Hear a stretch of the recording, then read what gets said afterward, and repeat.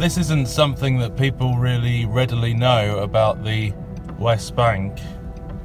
We're here on the West Bank here, near Hebron, and you'll see along the West Bank these signs which are saying Area A, entry forbidden for Israeli citizens. Now, from what I understand, the West Bank is divided into 3 sections, A, B and C, and you'll see in Area A and B that Israeli citizens are not allowed. So if you're a Jewish Israeli citizen, then you wouldn't be allowed in that, in those areas in the West Bank. And also you'll see many towns along the West Bank that have red signs that say entry is dangerous for Israeli citizens, do not enter. Okay, so here is the one of the signs. One of the red signs here that says this road leads to Area A under the Palestinian Authority. The entrance for Israeli citizens is forbidden, dangerous to your lives, and is against the Israeli law. So this is one of the signs, the red signs, which is saying it's a risk to your life to come in here if you're an Israeli citizen. This is not a made-up sign. I even saw people say that, oh, you've placed those signs there, as if that's been staged and it's not real. This is how disillusioned people are by these lies. They can't see any difference outside of the box that they've begun to think in through this so-called truth movement, which dictates to you what you should think. Just to show you that it's not all black and white, it's a grey area. What they tell you on the news is only half the story. And so there are specific areas where Israelis are not allowed in the West Bank, and that is Palestinian only. And if I went into some of these places as a non-Jew, as a non-Israeli citizen, I would probably be in danger. Perhaps. You would probably be in danger too, to enter some of these places.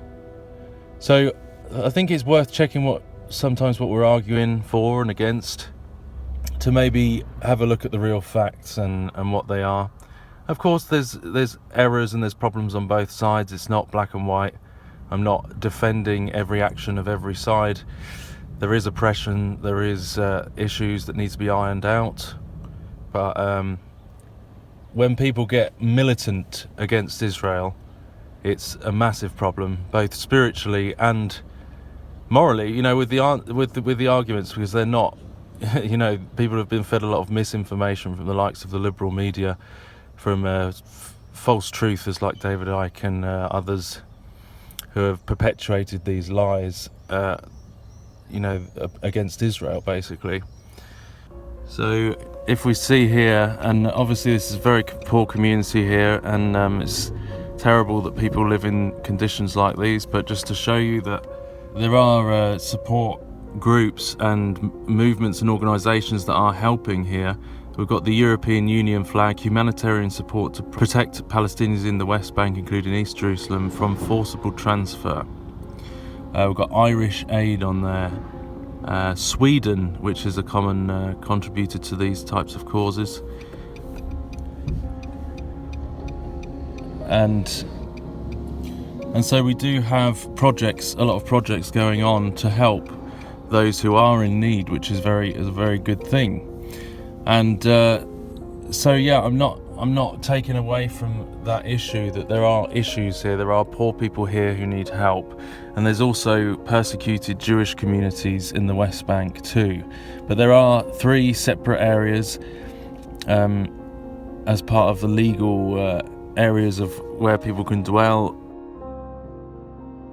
But there is, as I say, there's a big funded Palestinian city being built, and with schools, hospitals, and all loads of good facilities, from what I understand, which I'm not saying in itself is a bad thing, again, but it makes you wonder about this peace deal with Donald Trump. I don't know if, and Jared Kushner, I don't know what's going to happen with that. I have no idea. I don't know if what it's going to constitute. I don't think people really understand the whole concept of the West Bank and how it works, and yes, there's settlements around as well, of course that's true, and no, it's not true that all Palestinian areas are poor. There are some Palestinian areas that have very luxurious homes. You know, Saudi Arabians own the houses and things like that, and you've also got that Bethlehem is sometimes used in a sense as a piece, you know, to demonstrate to the public the ongoing refugee status of the Palestinians, as like a showpiece perhaps, which is very sad to say. It's very corrupt, it's very wrong, but some of that oppression comes from their own authority, Palestinian Authority. And of course if it was like Bethlehem, for instance, if it was owned and run again by Israel, the standards of living would be much higher, and that's just a fact.